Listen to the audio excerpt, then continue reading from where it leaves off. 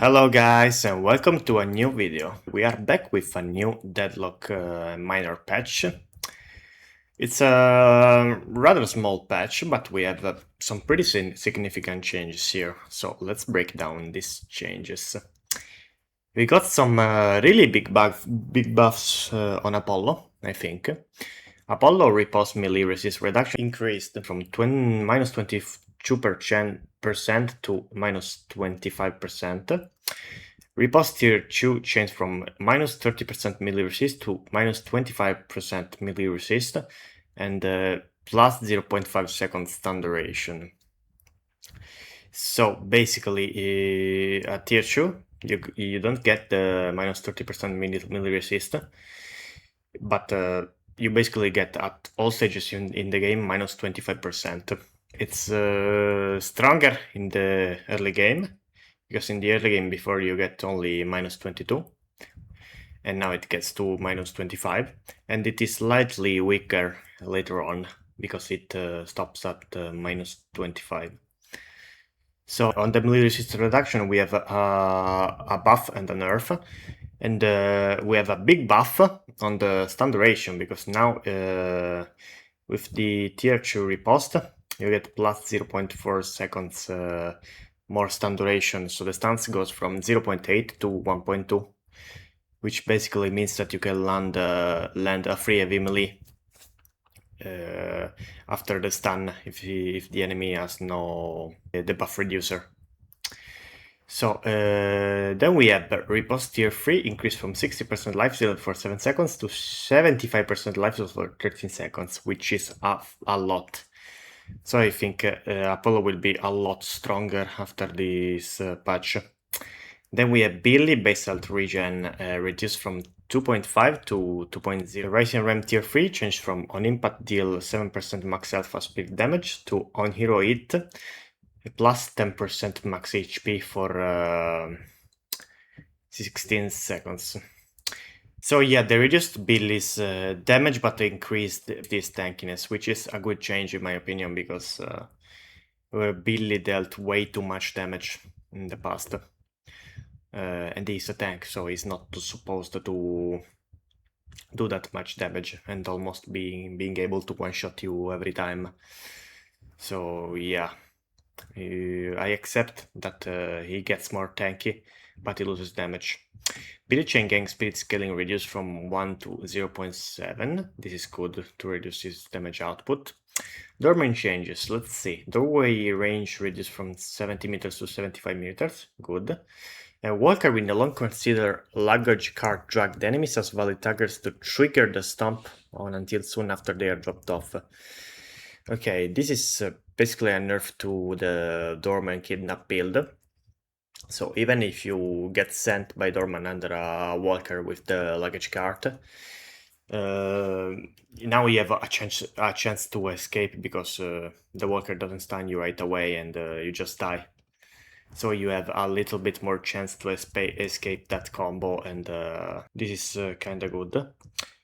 Similar to the walker change above, the turrets in the healing area in base now also wait on consider valid targets. This is a good nerf to the Dormant Kidnap build overall, because it was very unskilled, honestly. Too strong and completely unfun to play against, to be honest. This is only fair. Drifter Rand speed scaling reduced from 1.7 to 1.4. Stalker's Mark cooldown increased from 24 seconds to 26, 2 more seconds. Stalker's Mark tier 2 reduced from minus 12 seconds cooldown to minus 10. Okay, this is very good to reduce overall Drifter damage output, which was very high, especially in the laning phase, so this is good. Holiday's Power Keg now does half of its damage immediately and half over 3 seconds as a damage over time burn. Okay, same overall damage, multiple instances stack. So they wanted to nerf Holiday's sparse damage, which I think is a good idea. It was a little bit too much. And now you kinda can use this spell magic, I think, to cleanse, to kind of cleanse the overtime damage that you take over 3 seconds. So this is another way to counter holidays damage. This is a good change. Ivy stone from tier 3, stone duration reduced from +1 to plus 0.75 seconds. Okay, it was very strong. So this is a good change. Lash fall of range reduced from 20 meters to 20 meters to 58 meters to 80 meters, 54 meters. So this is a nerf to gun lash. Every other lash build is untouched by this change. I guess it's fair. Gun lash was quite strong anyway, but it's not a big change. So I don't think it's gonna change much how gun lash performs. So a lot of changes to McGinnis. Bullet damage base and growth values reduced by 5%. Spirit resist per boom reduced from 0.725% to 0.35%. So as the game goes on and she levels up, she has basically half of the spirit resist. This is big. Mini turrets no longer shoot zeros on ziplines. Thank God, this was so annoying. You couldn't take the zipline close to McGinnis to move more swiftly because the turrets will just shoot you down instantly. Mini turrets no longer have 80% decay resist for the first 7 seconds. This is huge. You can destroy turrets much faster now. Health increased, mini turrets health increased from 90 plus 7.8 per boon to 100 plus 9 per boon. This honestly doesn't matter because even if the turrets have more health, they have almost no resistances, so you can just destroy them faster. Medicinal Spectre, tier 1 changed from provides plus 40% speed resist to 1.5 seconds duration. Another nerf to her tankiness. Medicinal Spectre tier 3 no longer increases duration by plus 1.5 seconds. Medicinal Spectre tier 3 now also increases spirit resistance by 40%. Okay, so they removed the spirit resist from the early game and they put it on the late game. Makes sense. So she's less tanky in the early game. Page plot armor weapon damage scaling increased from 0.2 to 0.3. Okay.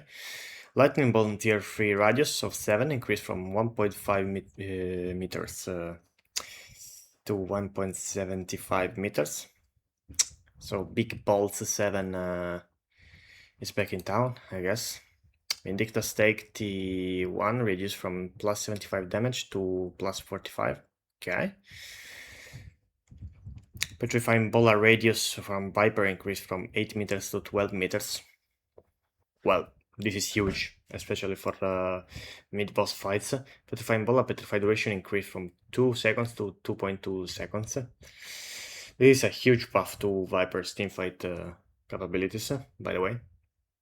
Okay, we are back in the hideout. This is how the Petrifying Bola from Vipers looks like after the buff. Yeah, it's pretty huge, especially on mid-boss fights. This is gonna be really strong. What if we buy Greater Expansion, though?